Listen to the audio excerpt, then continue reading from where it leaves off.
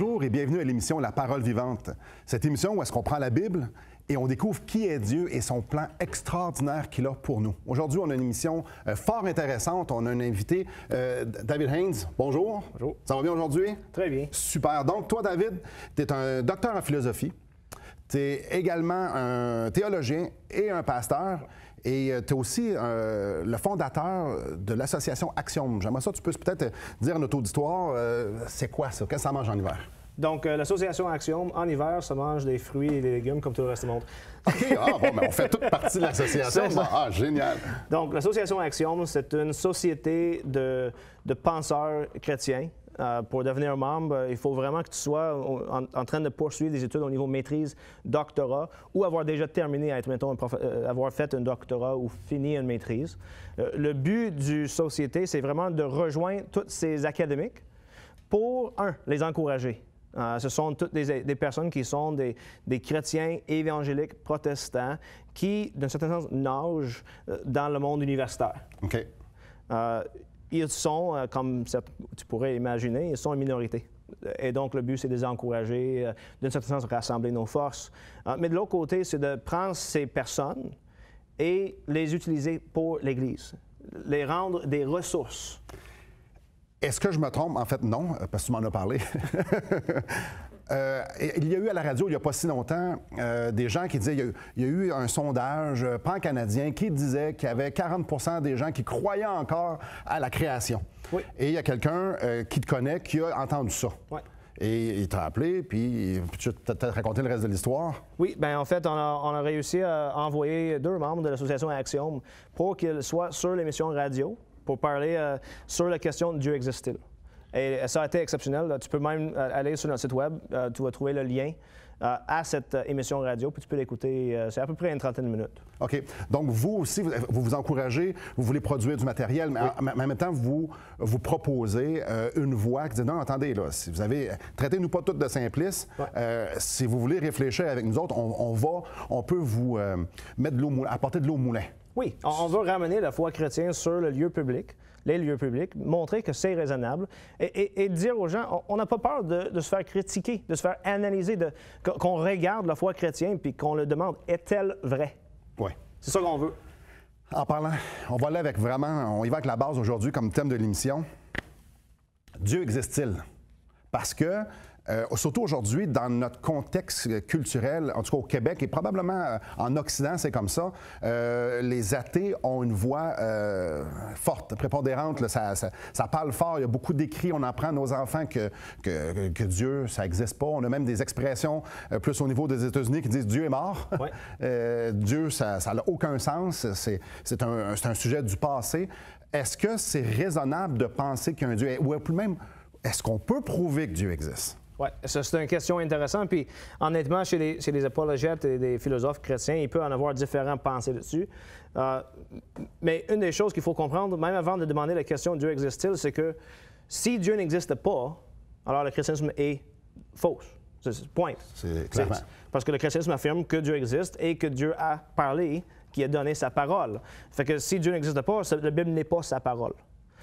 La Bible ne démontre pas que Dieu existe. La Bible prend comme acquis que Dieu existe. Donc, d'un certain sens, la question « Dieu existe-t-il », c'est fondamental au christianisme. Si Dieu n'existe pas, le christianisme est faux. Il faut déjà demander la question de l'existence de Dieu avant de croire le Dieu de la Bible. Oui. Et donc, avant de parler, mettons, de Dieu existe-t-il, on pourrait juste répondre facilement. Oui. OK, bon, terminé. Mais bonne journée tout le monde. Ouais. Bien, avant même de parler de la question, on peut demander la question, est-ce que c'est possible de démontrer que Dieu existe ou est-ce que même ça prend la foi? Oui, c'est ça. Est-ce qu'on accepte juste avec la foi que, OK, il y a eu une cause à tout ça? Donc, l'évolution va amener qu'il y a eu un brisement quelque part et que ça a produit quelque chose et que de là découle tout ce qu'on est. Nous, les chrétiens, est-ce qu'on faut dire aveuglément la cause, c'est Dieu? Bien, parce que... OK. C'est ça. Et la réalité est, la réponse est non. Ce n'est pas une foi aveugle. Et les plus grands penseurs, en fait, pas juste du christianisme, mais du monde occidental, ont accepté, non par foi, mais par raison que Dieu existe. Ils ont essayé de démontrer que Dieu existe. On peut parler, entre autres, Augustin et Thomas d'Aquin, mais on peut aussi parler de René Descartes. Okay. On peut parler de certains philosophes comme Leibniz, même John Locke. Donc, c'est des philosophes très bien connus qui ont cherché à démontrer que Dieu existe. Qui n'étaient pas nécessairement des chrétiens comme nous deux, là. Bien, certains étaient chrétiens, mais il y en avait qui n'étaient pas. Aristote et Platon. Par exemple. Aristote et Platon. Oui, Aristote, dans ses physiques, dans les métaphysiques, il donne des arguments assez intéressants pour démontrer que Dieu existe. Platon, dans son livre Les Lois, démontre qu'il y a un créateur. Là, je t'arrête tout de suite. Là, je peux déjà entendre des gens à la maison. Ouais, t'as un peu, eux autres, là, ils n'étaient pas monothéistes. Les autres, ils vivaient dans une culture où il y avait plusieurs dieux. Oui. Et eux, dans leur culture, sont arrivés à la conclusion par la réflexion, et même, en fait, il n'y avait même pas la Bible. Non, il n'y avait même pas la Bible. Il y a eu une cause à tout ce qui nous entoure. Oui, et en fait, ça ne devrait pas nous étonner. Ça peut nous étonner, dans le sens que, comment ça, c'est sans la foi, par la raison seule, sont arrivés à démontrer que Dieu existe, mais ça ne devrait pas étonner, du moins, le croyant, parce que le croyant, dans la parole de Dieu lui-même, Dieu dit, comme on voit chez Paul, Romains chapitre 1, 19 à 20, que l'homme peut savoir que Dieu existe. Vas-y. Parfait. Donc, je vous inviterai à prendre votre Bible à la maison, si vous en avez une, dans Romains, au chapitre 1, verset 19. Car ce qu'on peut connaître de Dieu est manifesté pour eux, Dieu leur ayant fait connaître. En effet, les perfections invisibles de Dieu, sa puissance éternelle et sa divinité se voient comme à l'œil nu depuis la création du monde quand on les considère dans ses ouvrages. Ils sont donc inexcusables. N'est-ce pas extraordinaire, ce texte fabuleux? Dieu s'est révélé à sa création, par sa création, à sa création. Après la pause, on va justement continuer à développer ce sujet fort intéressant.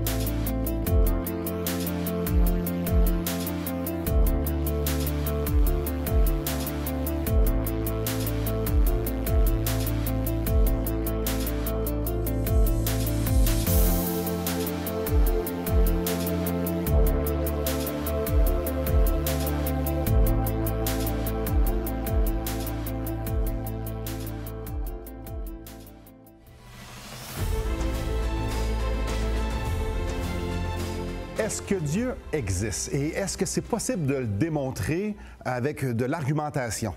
Une chose qu'on vient de lire, juste avant la pause, c'est que Dieu nous dit, je vous ai donné assez d'évidence que vous puissiez savoir qu'il y a un Dieu. On ne comprend pas tout à propos de Dieu, mais qu'il y a eu une cause à tout ce que vous voyez et qu'il s'appelle Dieu. Donc, est-ce qu'il y a de l'argumentation? Je viens de le dire, plutôt, allons-y, parlons-en d'argumentation. Oui, il y a des arguments et ce qui est intéressant, certains de ces arguments proviennent de avant le christianisme, Aristote et Platon. On peut parler de peut-être 4 formes d'arguments pour démontrer minimalement que Dieu existe, des fois pour démontrer quel type de Dieu existe. Mm-hmm. Puis certaines, c'est juste pour démontrer que le contraire est faux. Donc, on peut démontrer, par exemple, que le naturalisme athée est faux. OK. Fait que des types d'arguments, mais il y a des arguments qu'on appelle un peu, dans les termes complexes, a posteriori, ça veut dire après le fait. Oui. Basé sur ce qu'on voit, basé sur le cause, basé sur les faits, on démontre qu'il y a une cause. Et il y a des arguments des fois, on peut appeler a priori, c'était avant.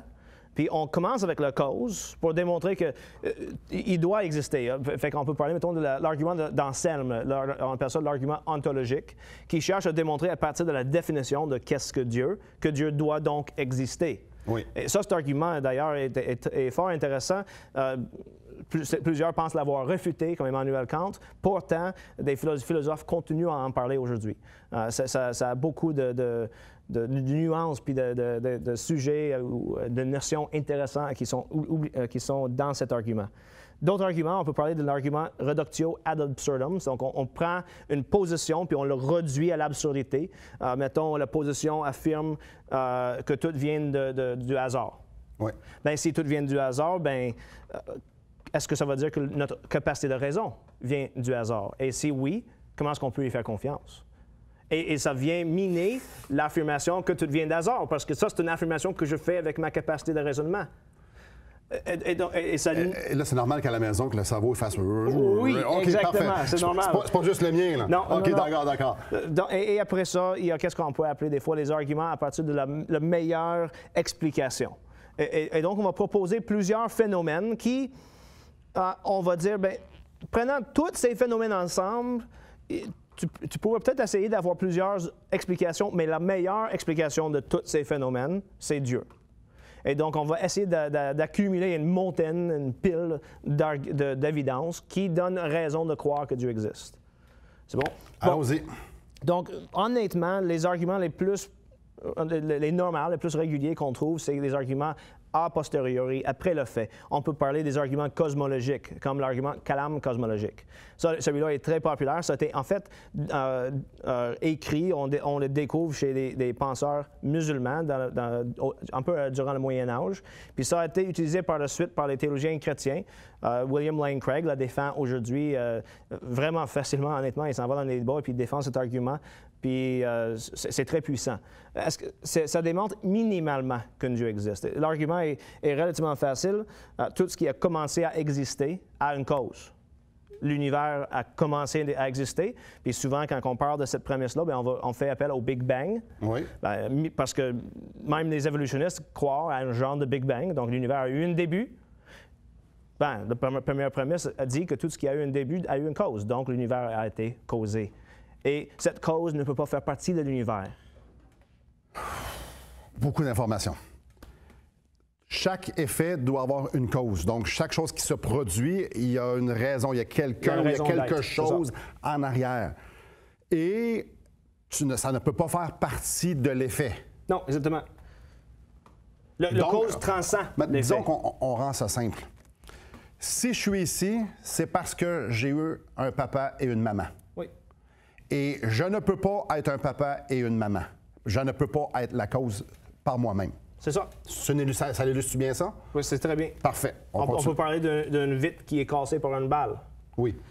Même si on dit que la vitre est cassée toute seule, il y a toujours une cause. Il y a toujours quelque chose qui a produit la vitre cassée. D'accord. Ça pourrait même être la voix. Oui. Quelqu'un qui chante super haut ou juste un bruit extrêmement haut qui casse une vitre. Mais le fait que la vitre est cassée, il y a quelque chose qui l'a cassé. Donc, l'évolution, quelle est la cause de ça qui est à l'extérieur de la matière créée ou de la matière qui est existante dans ce cas-là? Même si on accepte l'évolution, on est obligé de dire qu'il y a quelque chose qui a causé l'évolution, qui a produit les premiers éléments matériels. Okay. Et là, je pense, mais Dieu, là-dedans, c'est quoi sa cause? Bien, d'un certain sens, et c'est ça qu'on voit chez les philosophes, ils vont dire, si on recule de manière infinie dans les causes, on n'arrivera jamais à aujourd'hui. Et ça, c'est un des arguments dans l'argument calame cosmologique. C'est qu'il y a nécessairement une cause pour chaque effet. Mais si cette cause a été lui-même causée, ben, il y a quelque chose qui lui précède. Oui. Bon, ben, si cette cause a été causée, mais c'est quoi qui lui précède? Mais on ne peut pas reculer à l'infini. Sinon, on n'arrivera jamais à cet effet ici, qui est, mettons, le vitre cassé. Donc, il doit forcément avoir une première cause qui, lui, n'a pas été causée pour pouvoir avoir ce cause. Et là, notre cerveau est en train de bouillir parce qu'on est en train de parler de l'infini, quelque chose que nous, on n'a aucune conception parce que nous sommes finis. Nous avons un début, on a une fin. Nous, on est en train de parler du bout parce qu'on pense à un bout. On a été créé avec... On a été, on a été programmé avec un début. Donc, on veut avoir le bout. Oui. Mais l'infini, il n'y a jamais de bout. L'infini est justement sans limite. Exactement. Donc, là, il y a Dieu. Oui. D'accord. On continue. Donc, ça, c'est un des arguments populaires. On le voit aujourd'hui. Un autre argument, il y en a d'autres arguments aussi qui sont populaires, puis on peut-être peut aller plus en profondeur eux autres dans pas long, mais un des arguments qu'on va regarder, c'est l'argument téléologique. Théologique? Téléologique. Téléologique. Peut-être que ce serait important pour vous et pour moi qu'on prenne une petite pause, que notre cerveau se relaxe un peu, peut-être regarder les pauses publicitaires, prendre un grand respire. Après la pause, on continue avec justement cette argumentation-là que Dieu, c'est raisonnable de penser qu'il existe parce qu'il nous l'a révélé, bien évidemment, mais aussi parce qu'on par des déductions, par la logique, par tout ça. Donc, restez avec nous. Après la pause, on continue.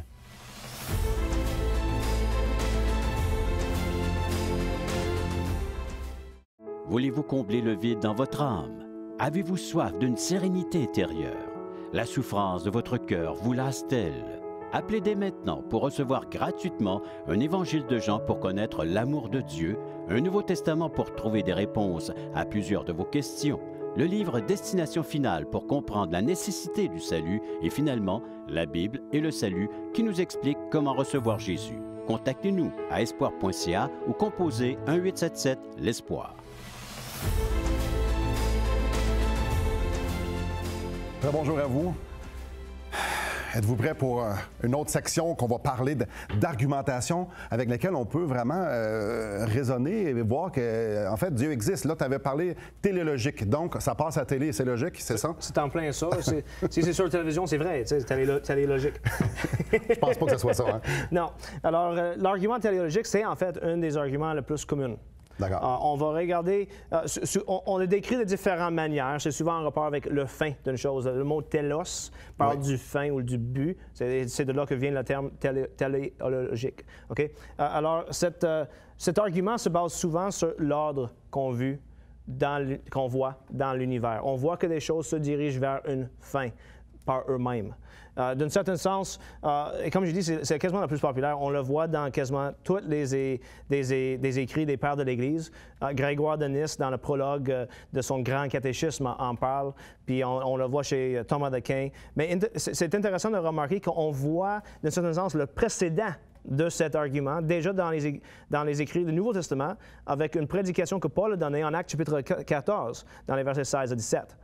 Je le lis? Oui, vas-y. Parfait. Donc, Actes des Apôtres, au chapitre 14, on va lire le verset 16 et 17. « Ce Dieu, dans les âges passés, a laissé toutes les nations suivre leur propre voie, quoiqu'il n'ait cessé de rendre témoignage de ce qu'il est, en faisant du bien, en vous dispensant du ciel les pluies et les saisons fertiles, en vous donnant la nourriture avec abondance et en remplissant vos cœurs de joie. » C'est ça. Et donc, Paul, ici, est en train de regarder certains phénomènes de ce monde qui sont ordonnés. Le fait que des saisons ont lieu, puis de manière ordonnée, qui nous permettent même de vivre et de faire la cultivation des plantes pour notre nourriture. Et il dit, ça fait référence à quelque chose qu'il a fait, Dieu. C'est Dieu qui a fait ça. Ça, c'est comme les prémices ou les précédents d'un argument téléologique qui dirait quelque chose comme ceci. Si on découvre qu'il y a de l'ordre dans quelque chose, alors il y a une chose qui a donné de l'ordre à cet élément. L'ordre n'arrive pas tout seul, dans un certain sens. Donc, le fait, exemple, je regarde, et puis, présentement, on n'est pas en train de voler, on n'est pas en apesanteur. Ouais. Et on regarde, la Terre est en orbite. Ouais. La Lune est en orbite. On regarde la Voie lactée, on regarde l'univers, on regarde... Et il y a de l'ordre. Oui. On regarde juste dans le corps humain. Oui. Il y a beaucoup d'ordre. Si on fait de la fièvre, c'est parce qu'il y a un virus ou une bactérie qui est en train de faire son chemin. Donc, il y a de l'ordre. Oui, même ceux qui analysent l'ADN, ils vont dire que c'est un genre de langage quasiment. Oui. Et quasiment plus utile que des langages humains. Il y a vraiment un ordre observable dans la création. Donc, on commence avec cette prémisse, bien, s'il y a de l'ordre, il y a quelque chose qui est donné de l'ordre. Deuxième serait, on observe l'ordre dans l'univers. On voit que des choses ont tendance de faire toujours la même chose. Le nez a la tendance à attraper l'odeur. Ça arrive jamais, à ma connaissance, j'ai jamais entendu parler de personnes qui se lèvent le matin puis attrapent l'odeur par les oreilles, qui ont comme but ou finalité d'attraper le son. Okay? Et donc, des choses ont ces buts, ils ont ces fins, et le nez, c'est pas le nez qui a décidé qu'il allait être c'est sa fonction. Cette affaire qui attrape l'odeur. Il n'est pas décidé ça. C'est comme ça. L'évolution propose le Big Bang qui part du désordre. Est-ce que le désordre peut causer de l'ordre? Bien, il y a un principe de la causalité qui dit que tu ne peux pas donner ce que tu ne possèdes pas. Et en fait, juste l'observation humaine. Tu vas dans une ville, n'importe quelle ville, puis tu vas voir que l'ordre est créé. Le désordre, c'est ce qui arrive par la suite quand que le créateur cesse de prendre soin. Et même quand que je prends soin, si tu es propriétaire d'une maison, tu le sais. Tu vas en prendre soin de ta maison à tous les jours pour que ça reste en ordre. Oui. Parce que les choses ont tendance vers le désordre. OK, j'entends à la maison. Oui, mais les tsunamis, les tremblements de terre, la réponse est? La réponse est que le monde, la manière que c'est fonctionné, fonctionne encore selon un ordre. Donc, des choses fonctionnent selon leur nature. C'est tout à fait normal, en fait, avec un monde qui a des plaques qui bougent, qu'à un moment donné, ils s'écrasent, qui causent des tremblements de terre. Et donc, ils font ça par nature. Et on observe cet ordre dans le monde. Tu mets 2 bateaux dans l'eau ensemble, puis ils ont tendance de venir ensemble. Pourquoi? À cause de la nature de l'eau, à cause de la nature des choses qui flottent. On voit ça, qu'il y a cet ordre qui est là, ça arrive généralement. Donc, il y a un ordre de désordre? Même à la désordre, justement, il doit avoir l'ordre qui le soutient.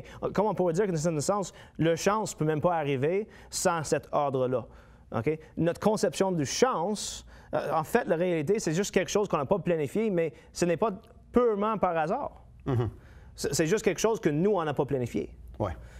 Mais même le hasard ne peut pas arriver sans un certain ordre dans lequel ça peut arriver. Okay? Et encore une fois, c'est normal à la maison si l'hamster fait qu'il y a de la misère, qu'il tourne trop vite. D'accord. C'est tout à fait normal. Super. Puis la conclusion de tout ça, ça arrive à, donc s'il y a de l'ordre, alors il y a un être supérieur qui transcende l'univers, qui a imposé cet ordre.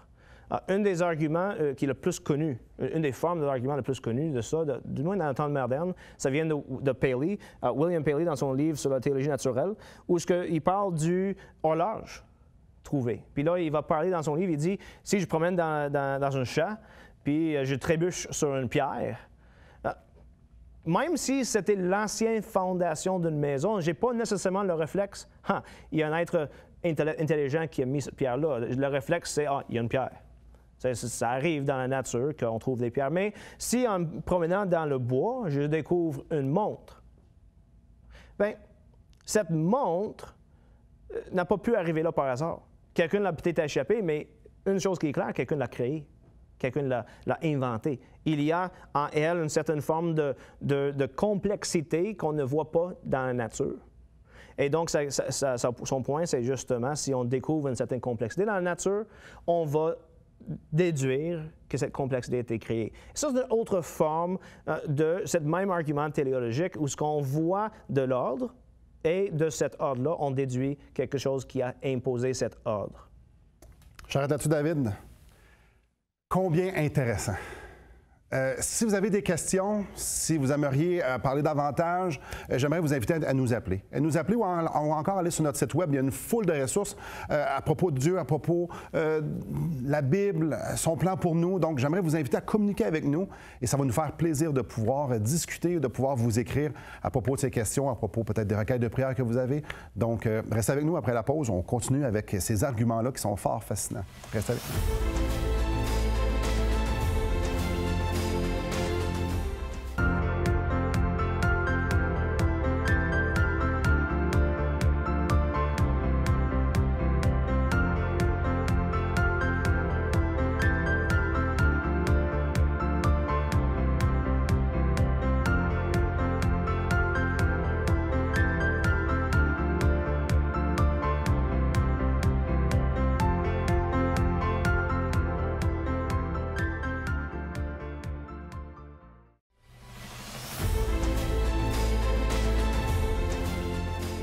Bonjour. On a vu 2 arguments sur à peu près 20. Une vingtaine.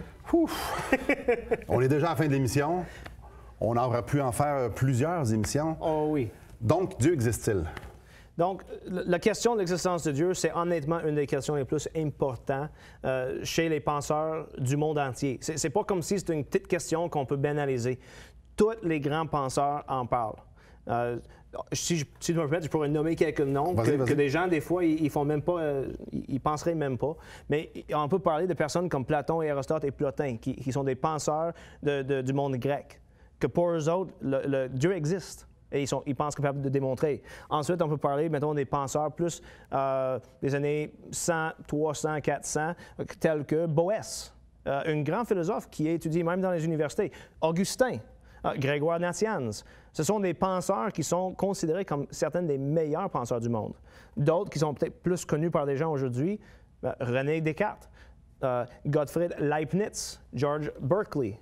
On peut parler de John Locke, Francis Bacon, Newton, Kepler, Pascal. Ça va sans fin. Je t'arrête. Et ces gens-là font juste confirmer la prétention que la Bible dit qu'il y a un Dieu. C'est ça. Et j'aimerais lire un passage ici aux auditeurs dans Jean 1, 18. Personne n'a jamais vu Dieu. Là, on a juste parlé de l'existence de Dieu. Oui. Personne n'a jamais vu Dieu. Le Fils unique qui est dans le sein du Père est celui qui l'a fait connaître. Jésus est venu sur la terre pour nous faire connaître Dieu.